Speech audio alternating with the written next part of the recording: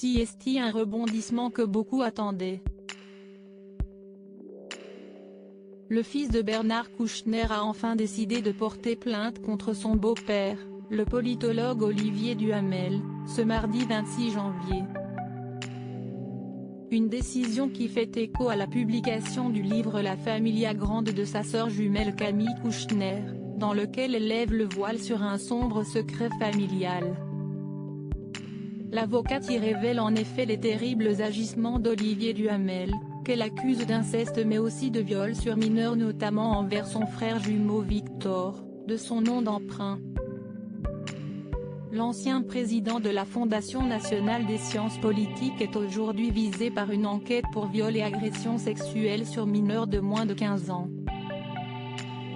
Si la plainte déposée par Victor est particulièrement incriminante, elle se veut surtout symbolique puisque les faits dénoncés sont en réalité prescrits.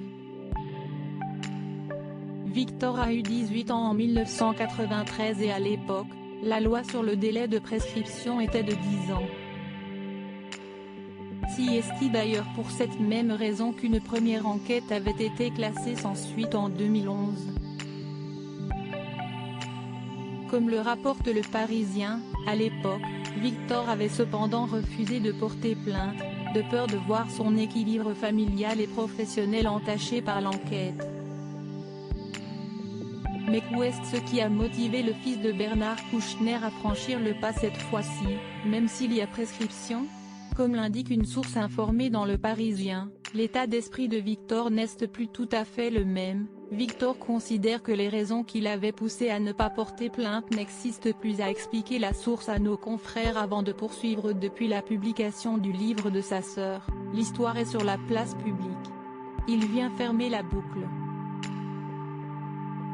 À noter que malgré la prescription, l'enquête suit toujours son cours à la recherche d'autres victimes potentielles. L'affaire Duhamel a provoqué un séisme dans la société. La révélation de l'affaire Duhamel, le 7 janvier dernier, a provoqué un véritable séisme dans les hautes sphères où de nombreux proches du politologue, qui avaient connaissance de cette terrible histoire, mais qui avaient préféré faire durer l'omerta, ont dû démissionner de leur poste. Cette affaire a également eu l'effet d'un électrochoc, qui a permis de libérer la parole de nombreuses personnes victimes elles aussi d'inceste ou d'agression sexuelle. Le président Emmanuel Macron a même adressé un message de soutien à toutes ces victimes, face aux nombreux témoignages apparus sur les réseaux sociaux ou dans les médias, suite à la publication du livre de Camille Kouchner. Ces témoignages, ces paroles, ces cris, plus personne ne peut les ignorer.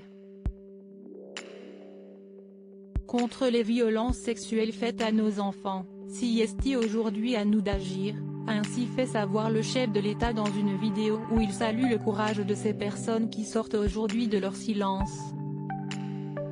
Le mari de Brigitte Macron a également appelé à la mise en place d'un accompagnement à la reconstruction, en assurant que les soins psychologiques des enfants victimes de violences sexuelles seront remboursés, et en annonçant que le délai de prescription à 30 ans à compter de la majorité a également été allongé.